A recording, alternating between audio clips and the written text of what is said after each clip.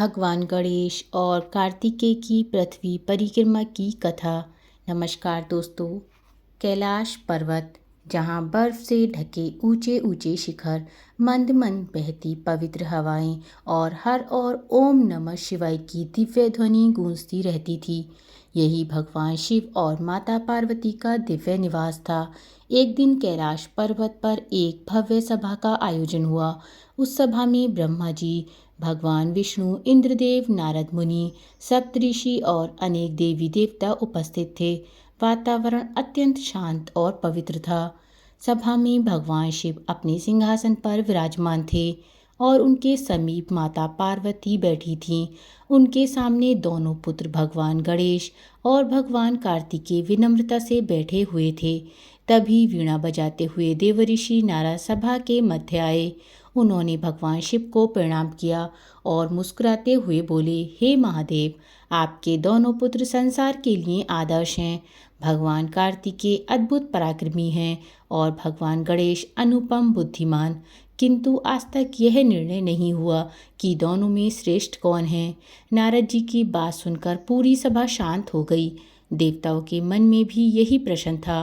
भगवान शिव कुछ क्षण मुस्कुराते रहे, फिर उन्होंने दोनों पुत्रों की ओर देखा और बोले, श्रेष्ठता केवल बल या बुद्धि से सिद्ध नहीं होती, उसकी परीक्षा भी आवश्यक होती है। यह सुनते ही भगवान कार्तिकेय आगे आए और बोले, पिताजी, जो भी आदेश होगा मैं उसे अवश्य पूरा करूँगा। भगवान गणेश ने भी हाथ जोड़कर कहा, पिताश्री, आपकी आज्ञा मेरे लिए सर्वोपरि है। भगवान शिव ने कहा, आज मैं तुम दोनों की परीक्षा लेना चाहता हूँ। जो सबसे पहले पूरी पृथ्वी की परिक्रमा करके वापस कैलाश लौट आएगा, वही विजेता होगा। उसे देवताओं में विशेष सम्मान मिलेगा। यह सुनते ही भगवान कार्तिकेय के चेहरे पर आत्मविश्वास झलक उठा। वे तुरंत अपने सुंदर और तेज वाहन मोर पर सवार हो गए। मोर ने अपने विशाल पंख फैलाए और कुछ ही क्षणों में आकाश की ओर उड़ चला। देवताओं ने कहा, कार्तिकेय अवश्य जीतेंगे, उनका वाहन बहुत तेज है।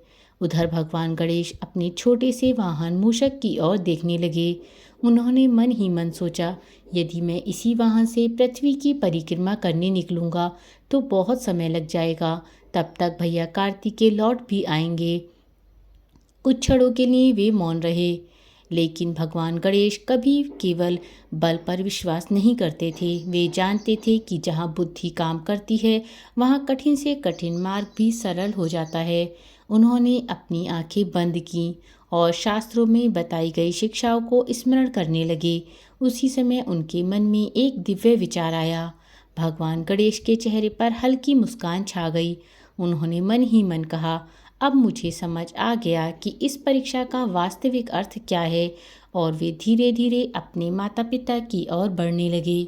भगवान कार्तिकेय अपने तेज वाहन मोर पर सवार होकर बिजली की गति से पृथ्वी की परिक्रमा करने निकल पड़े। सबसे पहले वे ऊंचे ऊंचे हिमालय पर्वतों के ऊपर से गुजरे। बर्फ से ढके शिखर सूर्य की किरणों में चमक रहे थे। फिर वे घने जंगलों, विशाल नदियों और अथाह समुद्र के ऊपर से उड़ते हुए आगे बढ़े। जहाँ जहाँ वे जाते, ऋषि मुनि और देवता उनका स्वागत करते। एक आश्रम में महर्षि वशिष्ठ ने उन्हें आशीर्वाद देते हुए कहा, पुत्र कार्तिकेय, तुम्हारी गति अद्भुत है। भगवान शिव तुम्हें सफलता प्रदान करें। कार्तिका ने विनम्रता से प्रणाम किया और आगे बढ़ गए। उधर कैलाश पर्वत पर भगवान गणेश शांत भाव से खड़े थे। सभा में उपस्थित कई देवता मन ही मन सोच रहे थे, लगता है गणेश जी ने हार मान ली है। कुछ देवता मुस्कुरा भी रहे थे, लेकिन भगवान गणेश के चेहरे पर जरा भी चिंता नहीं थी। उन्होंने भगवान शिव और माता पार्वती के चरणों में प्रणाम किया। फिर अत्यंत विनम्र स्वर में बोले, माता पिताश्री, आप दोनों मेरे लिए केवल माता पिता नहीं हैं, आप ही मेरे संपूर्ण संसार हैं। माता पार्वती प्रेम से मुस्कुराईं। भगवान शिव ध्यान से अपने पुत्र की ओर देखने लगे। भगवान गणेश ने आगे कहा, शास्त्रों में कहा गया है कि माता पिता की सेवा और उनका सम्मान करने वाला व्यक्ति समस्त तीर्थों का फल प्राप्त करता है। जो अपने माता पिता की परिक्रमा करता है, वह मानो पूरे संसार की परिक्रमा कर लेता है। इतना कहकर भगवान गणेश ने हाथ जोड़ लिए। पूरा कैलाश मौन हो गया। फिर भगवान गणेश ने श्रद्धा और भक्ति से भगवान शिव और माता पार्वती की पहली परिक्रमा की। उन्होंने मन ही मन प्रार्थना की, हे माता पिता, मुझे सदैव आपकी सेवा करने की शक्ति दीजिए। दूसरी परिक्रमा में धीरे धीरे उन्होंने पूरे श्रद्धा भाव से 7 परिक्रमा की। हर परिक्रमा के साथ उनके चेहरे पर भक्ति और विनम्रता और भी बढ़ती जा रही थी। सभी देवी देवता यह दृश्य देखकर भाव विभोर हो गए। नारद मुनि मुस्कुराए, बोले, यही तो सच्चा ज्ञान है। भगवान विष्णु ने कहा, बल से बड़ी बुद्धि होती है और बुद्धि से बड़ा होता है माता पिता के प्रति सम्मान। भगवान ब्रह्मा ने भी प्रसन्न होकर कहा, आज गणेश ने संसार को एक महान शिक्षा दी है। भगवान शिव की आंखों में गर्व झलक रहा था। माता पार्वती ने अपने पुत्र को हृदय से आशीर्वाद दिया। उसी समय दूर आकाश में भगवान कार्तिकेय का मोर दिखाई देने लगा। उन्होंने लगभग पूरी पृथ्वी की परिक्रमा पूरी कर ली थी और वे बहुत प्रसन्न थे।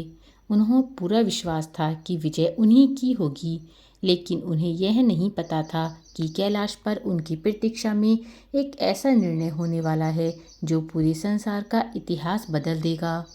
उधर भगवान कार्तिकेय अपनी पृथ्वी यात्रा पूरी करके तेजी से कैलाश पर्वत की ओर लौट रहे थे। उनके मन में उत्साह था। उन्हें पूरा विश्वास था कि वे इस प्रतियोगिता में विजेता बनेंगे। लेकिन जैसे ही कैलाश पहुँचे, उन्होंने देखा कि भगवान गणेश पहले से ही भगवान शिव और माता पार्वती के समीप शांत भाव से खड़े हैं। कार्तिकेय आश्चर्यचकित रह गए। वे बोले, यह कैसे संभव है? मैं तो पूरी पृथ्वी की परिक्रमा करके अभी अभी लौटा हूँ। भैया गणेश तो कैलाश से कहीं गए ही नहीं। फिर ये मुझसे पहले कैसे पहुँच गए? सभा में उपस्थित सभी देवता मुस्कुरा रहे थे। तब भगवान शिव ने प्रेम पूर्वक कहा, पुत्र कार्तिकेय, तुमने अपने पराक्रम से पूरी पृथ्वी की परिक्रमा की, यह अत्यंत प्रशंसनीय है। लेकिन तुम्हारे बड़े भाई गणेश ने इस परीक्षा का गूढ़ अर्थ समझा। भगवान कार्तिकेय ने आश्चर्य से पूछा, पिताश्री, मैं समझा नहीं। भगवान शिव बोले, गणेश ने शास्त्रों का स्मरण किया। उन्होंने जाना कि माता पिता ही संतान का पहला संसार होते हैं।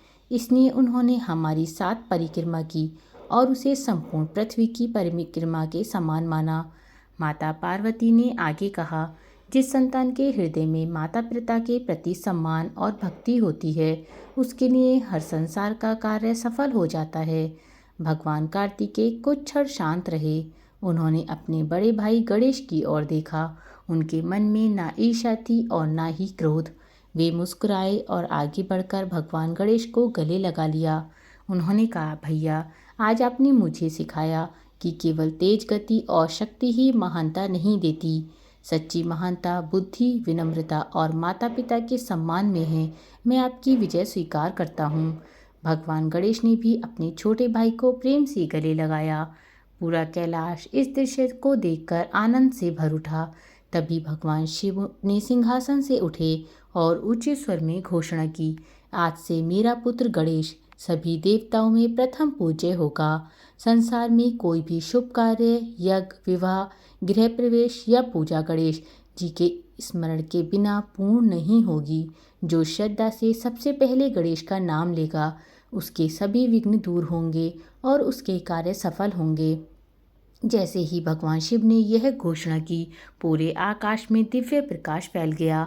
देवताओं ने पुष्पों की वर्षा शुरू कर दी। गंधर्व मधुर संगीत गाने लगे। अप्सराएं आनंद से नृत्य करने लगीं। चारों ओर एक ही जयघोष गूंज उठा, गणपति बप्पा मोरया, मंगल मूर्ति मोरया। भगवान विष्णु ने गणेश जी को आशीर्वाद देते हुए कहा, हे गणेश, जो भी सच्चे मन से तुम्हारा स्मरण करेगा, उसके जीवन के सभी विघ्न दूर होंगे। ब्रह्मा जी ने कहा, तुम बुद्धि, ज्ञान और विवेक के देवता कहलाओगे। माता पार्वती ने अपने पुत्र के मस्तक पर हाथ रखकर कहा, पुत्र, तुम सदा अपने भक्तों की रक्षा करना और उनके जीवन को सुख, शांति और समृद्धि से भर देना। भगवान गणेश ने विनम्रता से सभी देवी देवताओं को प्रणाम किया। उस दिन से लेकर आज तक हर शुभ कार्य की शुरुआत श्री गणेशाय नमः कहकर की जाती है। चाहे विवाह हो, गृह प्रवेश हो, नया व्यापार हो या कोई भी शुभ कार्य, सबसे पहले भगवान गणेश का स्मरण किया जाता है। इस कथा से हमें सीख मिलती है, बुद्धि और विवेक केवल बल से श्रेष्ठ होते हैं। माता पिता का सम्मान करना सबसे बड़ा धर्म है। विनम्रता और सच्ची भक्ति इंसान को महान बनाती है। यदि आपको भगवान गणेश और कार्तिकेय की यह पावन कथा पसंद आई हो तो वीडियो को लाइक करें, अपने परिवार और मित्रों के साथ शेयर करें। चैनल को सब्सक्राइब करना बिल्कुल ना भूलें। कमेंट में लिखें गणपति बप्पा मोरया। जय श्री गणेश।